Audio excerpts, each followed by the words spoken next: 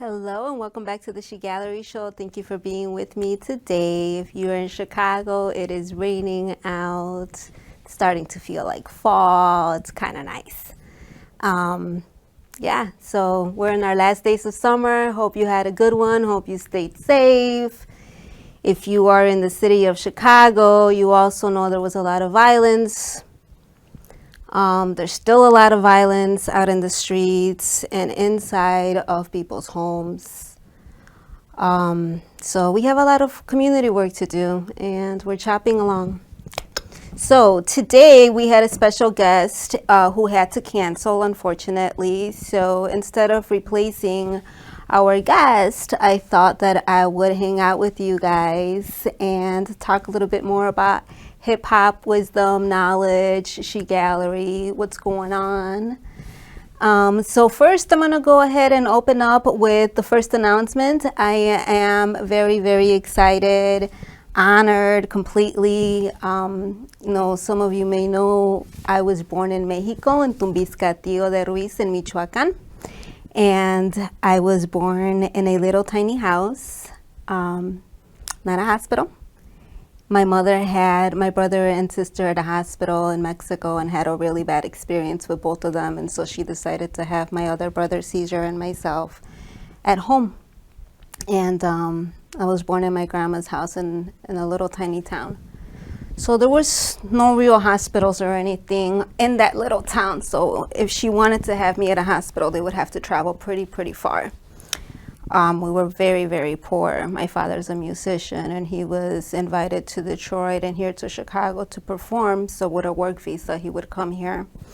And at that time, in the late 80s, when graffiti was so brand new to Chicago, my father migrated us here, specifically to the city, and I grew up in La Villita. So in La Villita, it was just like gangs. That's all I saw. I was scared. I was scared of my neighborhood. I was scared of having friends. I was like, oh no. So I would spend a lot of time by myself reading,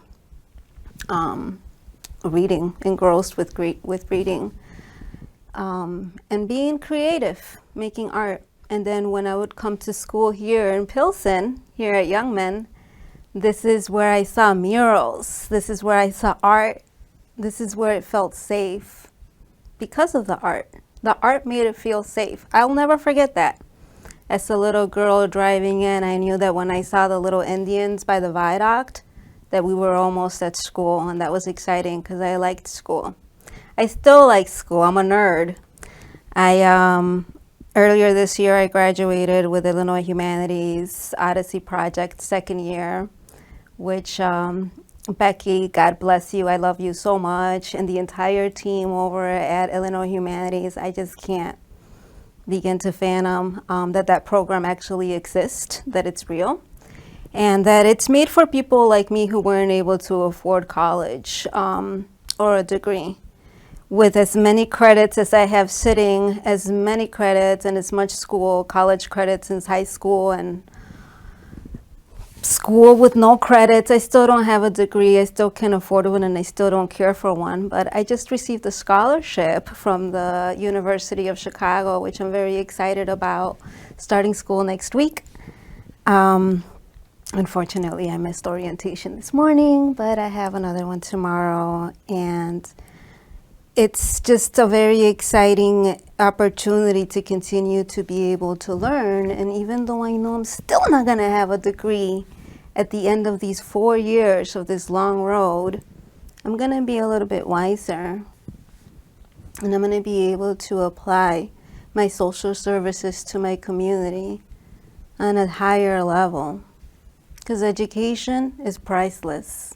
And I don't need a paper to validate my wisdom or my strengths. And if I can't afford school, we have programs like the Odyssey Project that offers these services. Society is not what it was when I was growing up.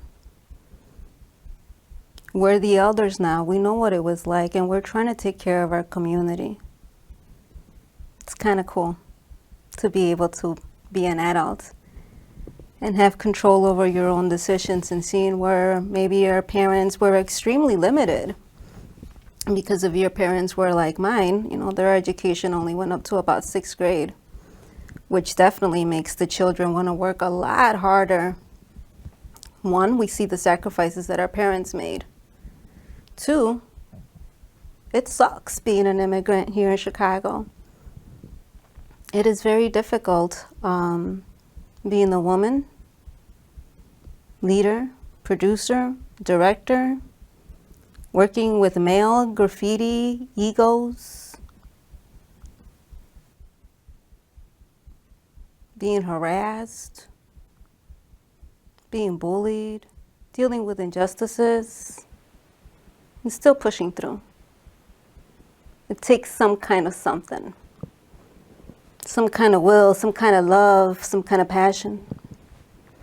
And I'm extremely honored to be able to represent the Latinas for the 6th annual Latina Expo. This Friday, we will be at Malcolm X for the Canvas and Cultura Empowering Latina Artists. Go ahead, you can share the rest of the screen. If you visit my website at dulce37.store, there you see this picture that Deb sold. Thank you, Deb. So our background got removed, but you'll see my my bio there and a little bit more information about my background. And yeah, hopefully you can join this Friday and learn a little bit more about what it's like to be a Latina in my position and trying to be an artist in this field. Along the way, carrying all of these gifts, all of these skills, all of these hats in a place where we really need help as a community. So, my specialty is creativity. I am an artist. I was born an artist, just like you, except I continue to use my tool as a healing essential to life forever. Nobody can ever take away my creativity. It is who I am. So I wake up creating, I go to sleep creating, and it just doesn't stop. And sometimes I meet really awesome people along the way who you just jive and vibe with, and you start making music. So while I was working at the Art Institute, I was working this event, Crippling the Galleries. It was interesting because everybody in Logan Square was so excited about Battle for the Ego, and every year it's like my niece's birthday or something that I can't make it. And this year I was like, okay, next year I'm going to for sure make it. I'm going to for sure make it. And I was working this event at the Art Institute, so I didn't make it. But I thought about everybody that was there, all of the strangers, all of the children, what they might look like, how happy they might be, and remembered that energy because I know what the ciphers are like. Been attending them for a very long time, not necessarily in the north side, but underground, growing up. That's what we did. When I was at the Art Institute for this Crippling the Galleries event, it was people that had lost part of their bodies, part of their functions. They were left disabled, and they were there dancing. It was fascinating. So I worked with a man named Chris, and I think he left everybody in tears with inspiration, not only with his dance movements, but also with his words. He had a score. He had music made specifically for this poem that he had put together, and there I meet the composer. And just off a small chat, I don't even know exactly how it happened, but I started sending him poetry, and he started making music out of my poetry. And then he started sending me beats, and then I started making music out of his beats, and now I'm making music, and just like that. So he sent me a beat, a magical beat, and I made this song for it. And then I was like, I don't like the lyrics anymore, so I made another one. And he's like, oh, too late. I already made a song for those other lyrics. So now there's 2 songs. And this one is dedicated to hip hop and everybody that believes that it's something that you're supposed to outgrow or something that you give up on or somebody that doesn't fully understand it. And that is what I focus on, education. So Imani, can you please share with us this video production by Enrico and I, Divine Justice Calls.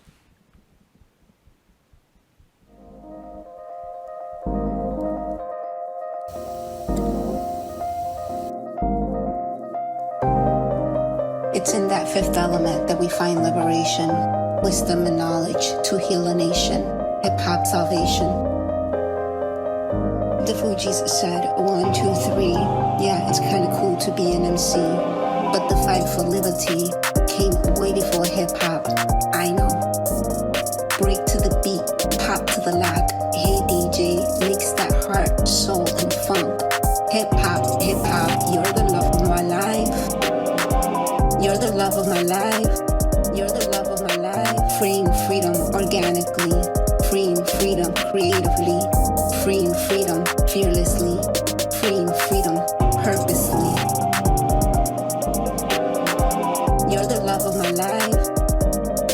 I can't believe what you said to me last night when we were alone. You threw your hands up and said you're fed up. Hip-hop was not what it was before. I can't believe what you said to me last night when we were alone. As if hip-hop was a fad, I thought it was a home. Wisdom and knowledge, freedom and peace. Oh, but you gave up. Said we're not kids anymore, I need to wake up. I can't believe what you said to me last night when we were alone. You threw your hands up and said you gave up. You forgot kids need us and these streets are our home. Oh, but you gave up. I can't believe what you said to me last night when we were alone. Feeding desperate pride, your ego wanting more, and so you gave up. No food for thought. Well, I'm not dreaming and I'm still screaming wisdom and knowledge to heal the nation. Hip-hop salvation. Break to the beat, pop to the lock, reaching liberty. Divine justice calls.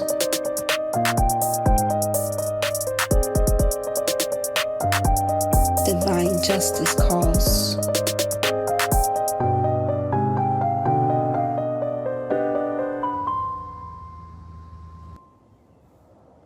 But if you visit our website or my website at dulce37.store, you could watch the whole thing. There's a little bit more at the end. And the credits. And you can contact Enrico there directly. He does an amazing job.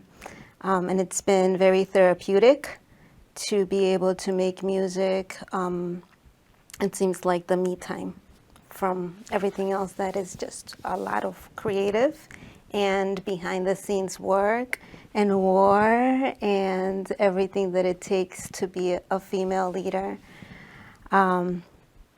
So that's the introduction. A recap from the last time that we got together. We were here with DJ Nonstop. DJ Nonstop talked to us about his experience with the elements of hip hop, where he ended up finding comfort as a DJ and mastering that skill set, and was working with people like DMX for many, many years. And he spent a good amount of time talking to us and sharing with us his experience and what it was like, not just to work with him, but what it was like after he passed away for him on a personal level. And something that he made sure that he wanted to share was how spiritual DMX was. And something that has been a pattern in these interviews this entire season has been divinity, has been God.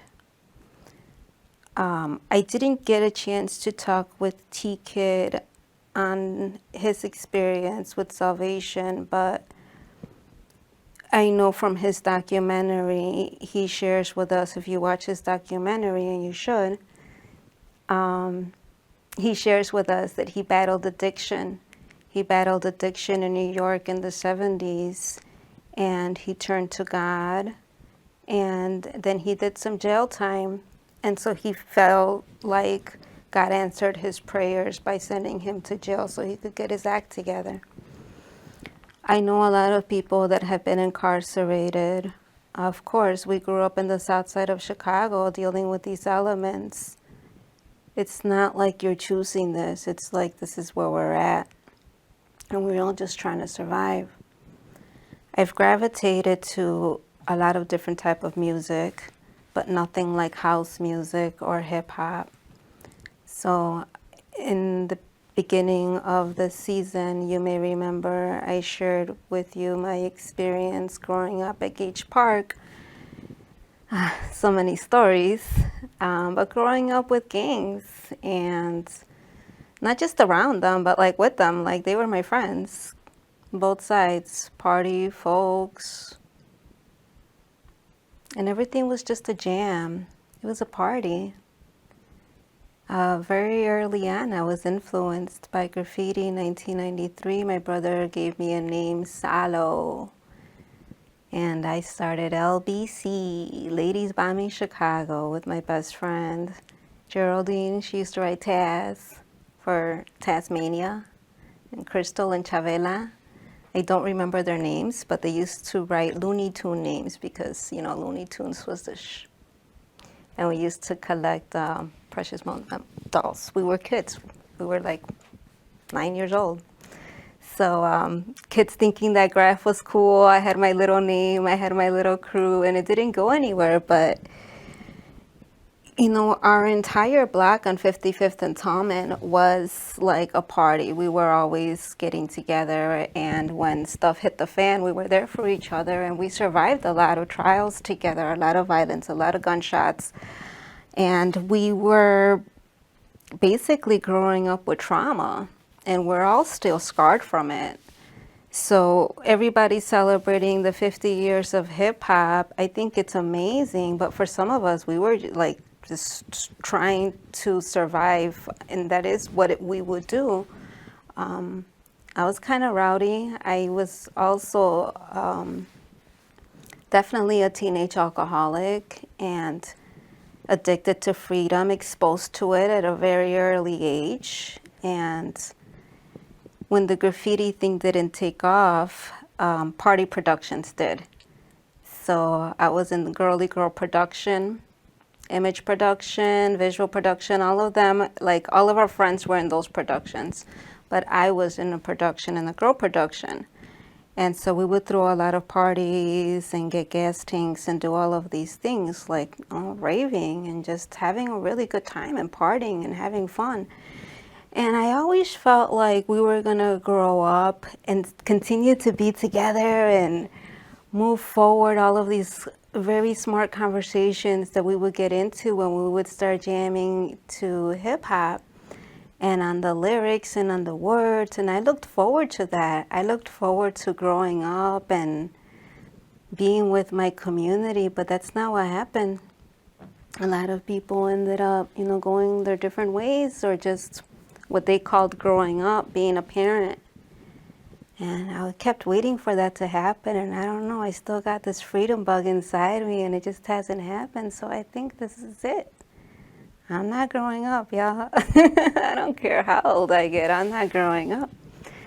Because what I see here is that freedom is inside of us, and there shouldn't be anything to limit us from reaching our dreams and feeling trapped in society.